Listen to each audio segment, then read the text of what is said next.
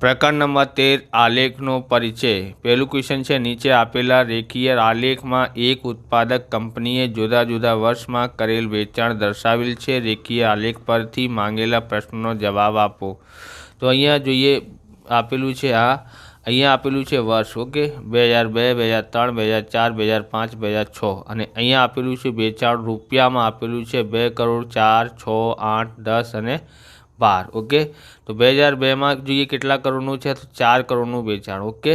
પછી 2003માં કેટલા છે, તો 6ની લાઈન છે, 8ની લાઈન છે, એના વચ્ચે એટલે કે 7 કરોડ। 2003માં કેટલા કરોડનું વેચાણ થયું, 7 કરોડનું। 2004માં કેટલા કરોડનું વેચાણ થયું છે અહીંયા, તો અહીંયા 6 કરોડનું, ઓકે। 2005માં કેટલા કરોડનું, તો અહીંયા 10 કરોડનું છે, ઓકે। 2006માં કેટલા કરોડનું છે, તો 8 કરોડનું વેચાણ છે। પહેલું છે વર્ષ 2002 અને વર્ષ 2006માં કેટલું વેચાણ થયું, તો 2002માં 4 કરોડ અને 2006માં 8 કરોડનું વેચાણ થયું છે। અહીંયા જોઈએ 2002માં કેટલા છે, 4 કરોડ, ઓકે। 2006 છે કેટલા કરોડનું વેચાણ થયું છે, 8 કરોડ, ઓકે, ખબર પડી।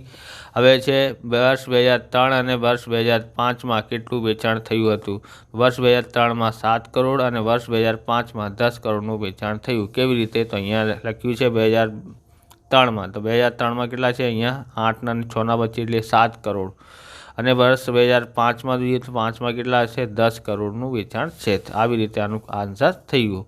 ત્રીજું છે વર્ષ 2002 અને વર્ષ 2006ના વેચાણનો તફાવત કેટલું છે, તો 2002માં આપણે જોઈએ કેટલા છે, 4 કરોડ અને 2006માં 8 કરોડ છે, 8માંથી 4 બાદ કરીએ તો 4, તફાવતનો કેટલા છે, 4, ઓકે। વર્ષ 2002 અને વર્ષ 2006ના વેચાણનો તફાવત 4 કરોડનો છે, ઓકે।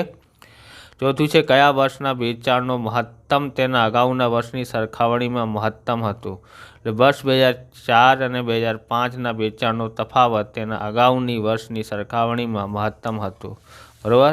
વેચાણ અહીંયા આમાં જોઈએ તો આ છે 2002 અને 2003 કેટલાનો વધારો છે, અહીંયા 7 કરોડ અને 3 કરોડનો વધારો થયું છે, બરાબર। અહીંયા ઓછું થયું છે એટલે કમી થઈ છે, ઓકે। 2004 અને 2005માં સરખામણી કરીએ તો કેટલાનો કરોડનો વધારો થયો છે, અહીંયા કેટલા છે, 6, અહીંયા 10 એટલે કેટલાનો 4 કરોડનો વધારો થયો છે। સૌથી વધારે ક્યાં છે, આ 2004 અને 2005માં, ઓકે। આવી રીતે આનું આન્સર લખ્યું છે। હવે આગળ જોઈએ, બીજું છે જુદા જુદા વર્ષોમાં કોઈ પર્વતીય શહેરમાં કેટલા દિવસો માટે હિમવર્ષા થઈ તે માહિતી નીચે રેખિક આલેખ દ્વારા દર્શાવી। તેને રેખીય આલેખને આધારે નીચેના પ્રશ્નોનો જવાબ લખો। વર્ષ 2017, 18, 19, 20, 21 અને 22 દિવસોની સંખ્યા 6, 8, 4, 10 અને 12, 3 છે। પ્રમાણમાપ y અક્ષ પર 1 સેમી બરાબર 1 દિવસ લેવાનું છે, તો એટલે કે આપણે અહીંયા 1 દિવસ લીધું છે, ઓકે। અહીંયા 2 ગાયબ છે એટલે 1 અને 2 નથી લીધું છે, બરાબર, અને વચ્ચે છે એવી રીતે સમજી લેવાનું, ઓકે।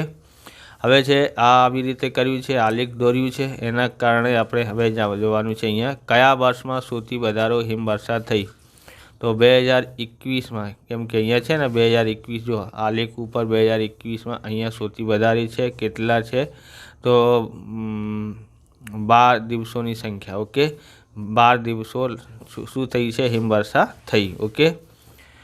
બીજું છે કયા વર્ષમાં સૌથી ઓછી હિમવર્ષા થઈ, તો કયા વર્ષમાં, 2022માં વર્ષમાં સૌથી ઓછી હિમવર્ષા થઈ છે, તો 2022 ક્યાં છે, અહીંયા કેટલા 3 દિવસ હિમવર્ષા થઈ છે, ઓકે, ખબર પડી।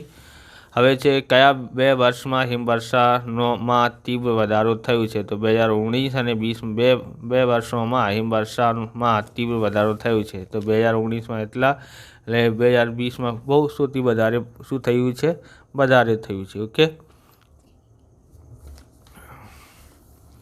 ચોથું છે કયા 2 વર્ષમાં હિમવર્ષા તીવ્ર ઘટાડો થયો છે, તે 2021 અને 22ના વર્ષમાં હિમવર્ષા તીવ્ર ઘટાડો થયો છે। જો 2021માં એટલી હિમવર્ષા 12 દિવસ સુધી હિમવર્ષા પડી, પછી 2022માં 3 દિવસ એટલે ઓછી થઈ ગઈ છે, ઓકે। હવે આપણે આલેખ દોરીએ। અહીંયા ક્વેશ્ચન નંબર 3 છે, નીચેના કોષ્ટક એક હોસ્પિટલમાં એક દર્દી જુદા જુદા સમયે નોંધવામાં આવેલ તાપમાન દર્શાવે છે। આ વિગત દર્શાવતો રેખીય આલેખ તૈયાર કરો। બરાબર।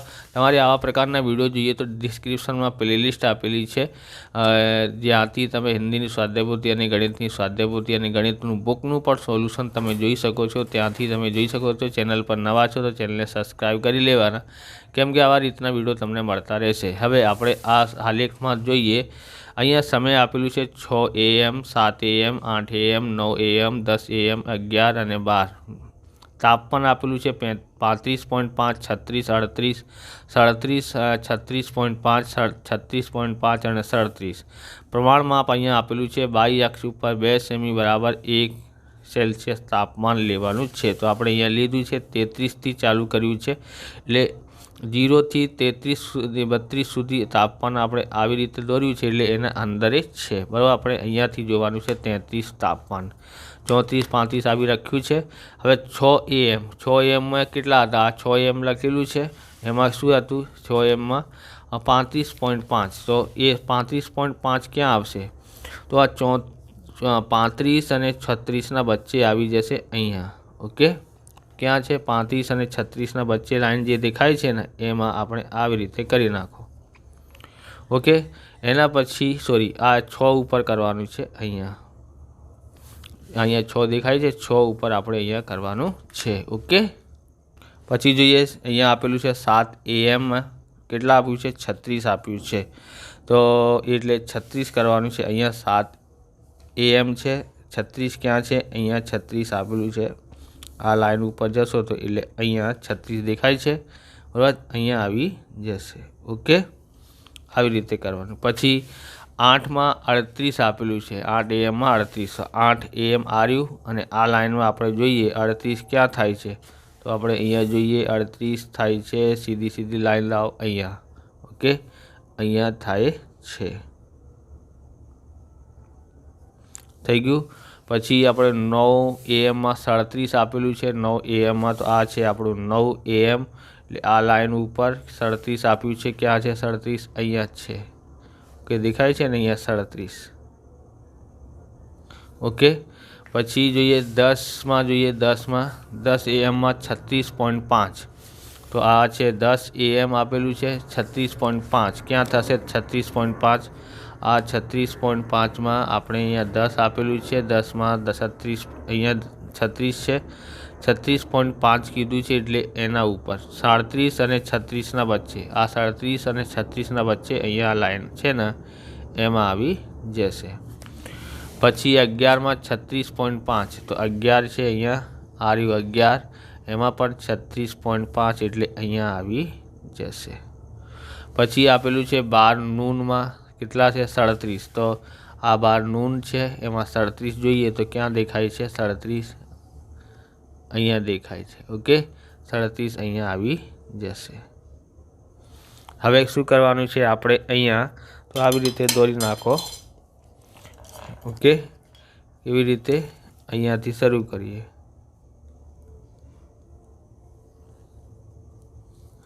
ઓકે, આવી રીતે દોર્યું છે। પછી એના બંનેને જોડી નાખો આવી રીતે, ઓકે। પછી આ ક્યાં જશે? અહીંયા, પછી અહીંયા આવશે, ઓકે। પછી આ બંનેને સાથે જોડી નાખો, પછી આ બંનેને, પછી આને, આ આપણું થઈ ગયું, ઓકે। આવી રીતે દોરવાનું છે। હવે આપણે જોઈએ બીજું, ત્રીજું, ચોથું। ક્વેશ્ચન નંબર 4 છે, નીચેના માહિતી માટે રેખીય આલેખ લાઈન ગ્રાફ તૈયાર કરો। તો આપણે ગ્રાફ તૈયાર કરવાનું છે, બરાબર। ચોરસની બાજુની લંબાઈ સેમીમાં 2, 3, 4, 5, 6, 7, પરિમિતિ સેમીમાં 8, 12, 16, 20, 24 અને 28। પ્રમાણ માપ y અક્ષ પર 1 સેમી બરાબર 2 સેમી પરિમિતિ લો। તો આ પરિમિતિ લખી નાખ્યું છે અહીંયા, અને અહીંયા ચોરસ બાજુની લંબાઈ સેમીમાં આપ્યું છે, અહીંયા 1, 2, 3, 4, 5, ઓકે, એટલે 1 સેમીનું અંતર લીધું છે, 2 સેમીનું અંતર, 2, 4, 6, 8 આવી રીતે, ઓકે। એના પછી આપણે સૌથી પહેલાં કીધું છે 2 હોય તો 8 લેવાનું, તો 2 છે, અહીંયા આપણી પાસે 2 છે, અહીંયા છે ને 2 દેખાય છે, અહીંયા 2 છે, અને કેટલા લેવાનું છે આપણે? 8, ક્યાં છે 8? અહીંયા છે, આવી રીતે ઓકે કરી નાખો। પછી 3 હોય તો 12, 3 હોય તો 12, આ 3 છે, 3 દેખાય છે, 12 ક્યાં છે અહીંયા જોઈએ, 12 અહીંયા જો છે ને 12 અહીંયા આવી જશે બરાબર, 3ની લાઈન સીધી। 4 હોય તો 16 આપ્યું છે, 4 છે અહીંયા અને 16 ક્યાં છે, 16 છે અહીંયા ઓકે, સામે દેખાય છે 16 ઓકે, અહીંયા કરવાનું છે। પછી 5 છે એટલે કે 20, 5 છે એટલે 20, અહીંયા 5માં જશો આગળ તો 20 અહીંયા આવી જશે। 6 છે એટલે 24, 6 24, 24 ક્યાં છે, 24 આ રહ્યો તમે દેખાય એટલે આ લાઈન ઉપર જવાનું છે, 24 છે અહીંયા બરાબર। 7 હોય તો 28 એટલે 7ની લાઈન ઉપર આગળ જશો આવી રીતે તો કેટલા છે 28, અહીંયા 26 છે અહીંયા 28 ઓકે, આવી રીતે એને વચ્ચે કરવાનું છે।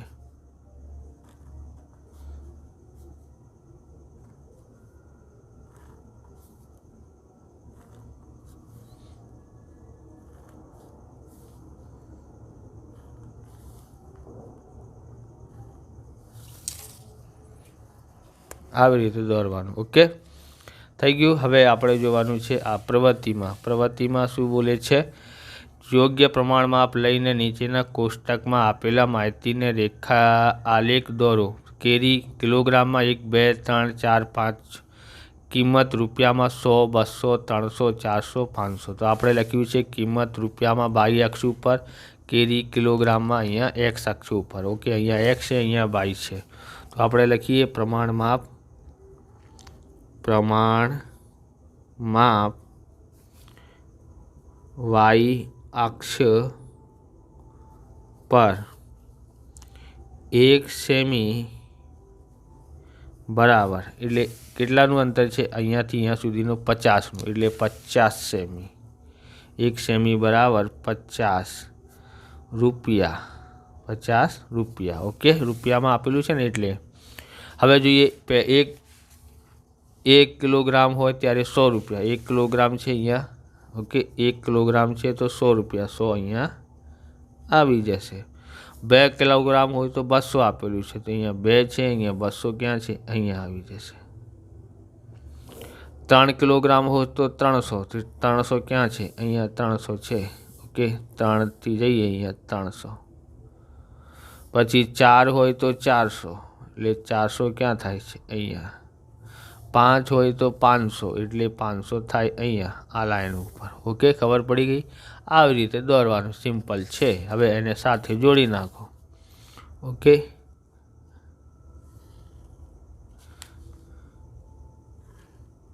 બરાબર। આવી રીતે તમારે આ પેન ખરીદવાનું હોય છે। આ છે ડોમ્સનું ઇન્જી ક્લિક પેન, બોલ પેન છે, 0.7 mm એની થીક છે બરાબર। તો એ ખૂબ જ સારું સરસ ચાલે છે, દેખાવામાં પણ સારું લાગે છે। તમારે ખરીદવાનું હોય તો ડિસ્ક્રિપ્શનમાં લિંક આપેલી છે ત્યાંથી કે વિડીયોને નીચે લિંક આપેલી છે ત્યાંથી તમે ખરીદી શકો છો। ચેનલ પર નવા છો તો ચેનલને સબસ્ક્રાઈબ કરી લેવાનું। તો આવી રીતે આ વિડીયો પણ પૂરું થાય છે। તમને વિડીયો સારું લાગ્યો તો લાઈક કરવાનું, ચેનલને સબસ્ક્રાઈબ કરવાનું। મળે બીજા વિડીયોમાં। જય હિન્દ, જય ભારત, વંદે માતરમ।